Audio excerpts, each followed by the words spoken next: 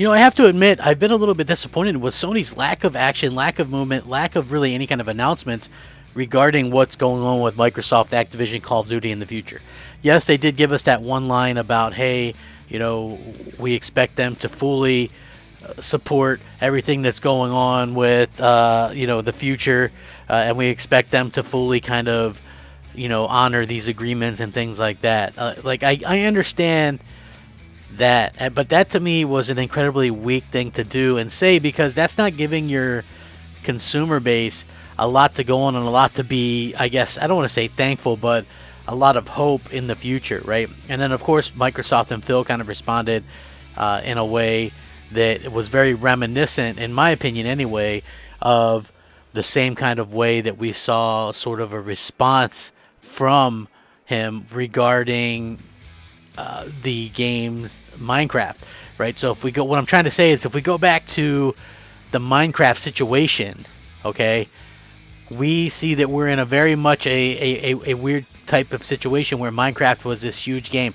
Now listen, Minecraft, if they had just kept that on Xbox platforms or whatever, right, or even Xbox and mobile, let's say, okay, had they kept it on Xbox and mobile platforms, one thing I would like to say is it probably, well, no probably about it, it definitely wouldn't have done as good, but it maybe would have sold a few more, or a lot more Xboxes or something along those lines. I think that's something that, people in general kind of say when you look at something being exclusive, right? So yeah, it would have sold some more Xboxes, but at the end of the day, we've heard time and time again how Microsoft doesn't particularly care about selling Xboxes. So when we look at this, we got to go, well, what do we have to believe here?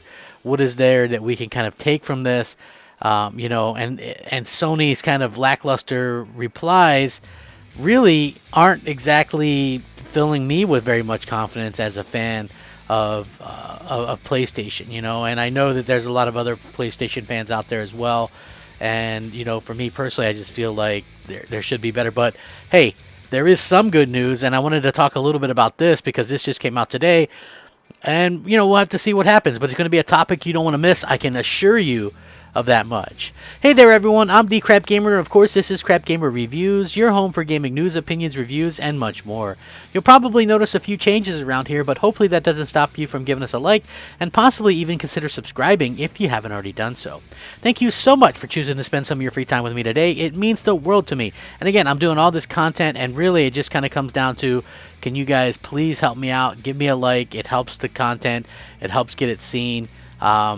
Just that's all I ask. I put in a lot of hard work for this stuff. If you guys would just help me out in that way, it would be much appreciated. So thank you guys very much. And I'm going to keep doing my thing. Keep going forward. Let's go. With that being said, let's jump into this. So we know that PlayStation, hey, they might have Xbox beat in some ways. Obviously, sales is a way that they can certainly win the day, as it were.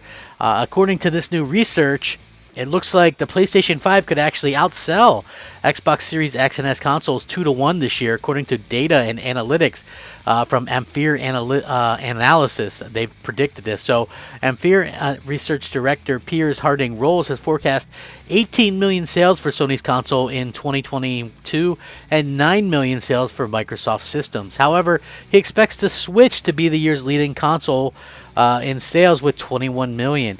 It looks like availability of PlayStation 5 and Xbox Series console is going to improve slowly over the year, and our expectation is that Sony will outsell Microsoft 2-1, according to Harding Rolls.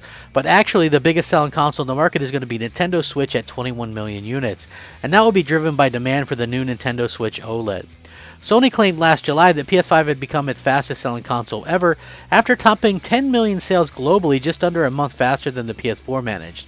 While supply issues have negatively impacted sales, more recently the company said it remained hopeful of hitting its annual PS5 shipment target of 14.8 million units this fiscal year, a feat that would see at best PS4's performance during the same stage of that console's life cycle.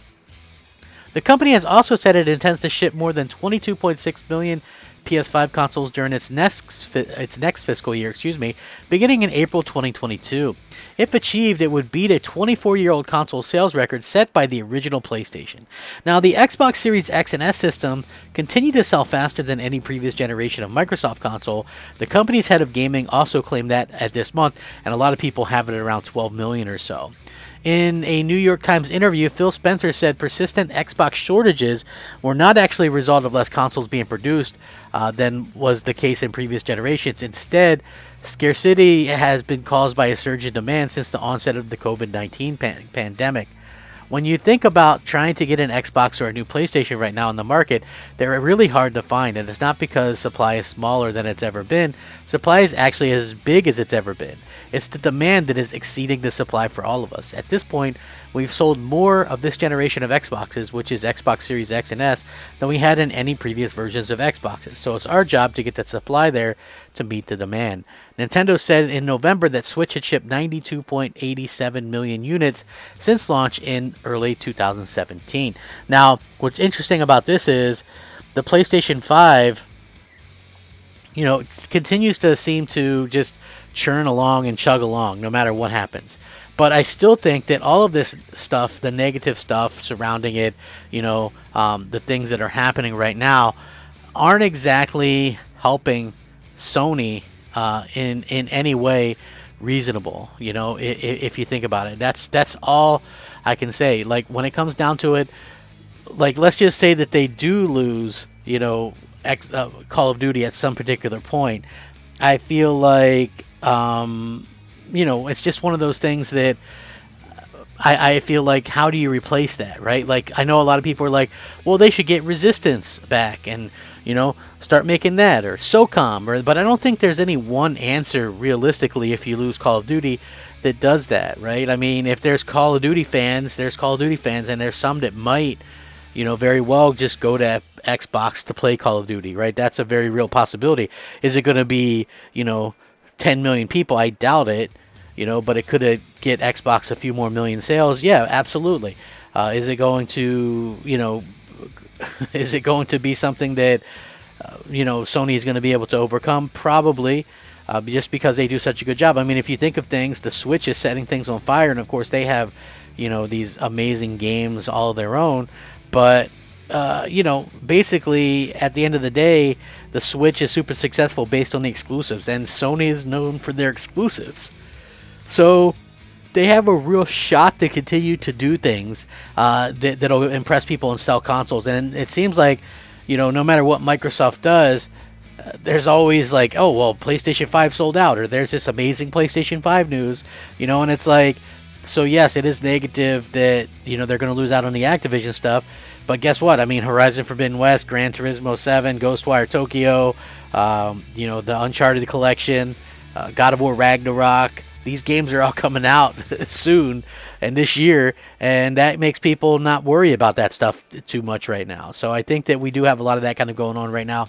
But overall, I would love to see, and I've heard, and we heard the other day on Mooch's podcast from Tim Dog, and some other people, obviously, that Sony has had some closed-door emergency meetings to talk about this kind of stuff. So we'll have to wait and see what happens. I mean, I'm sure we'll hear a different side from Microsoft and Sony in the future, but right now I do feel like Sony needs to do a little bit better job of communicating with fans just to keep everybody kind of in the know and abreast of the situation. With that being said, I'm going to link all this stuff in the description. You guys can check it out. Rack 'em up, fact 'em up, crap gamer 'em up, crap gamer out.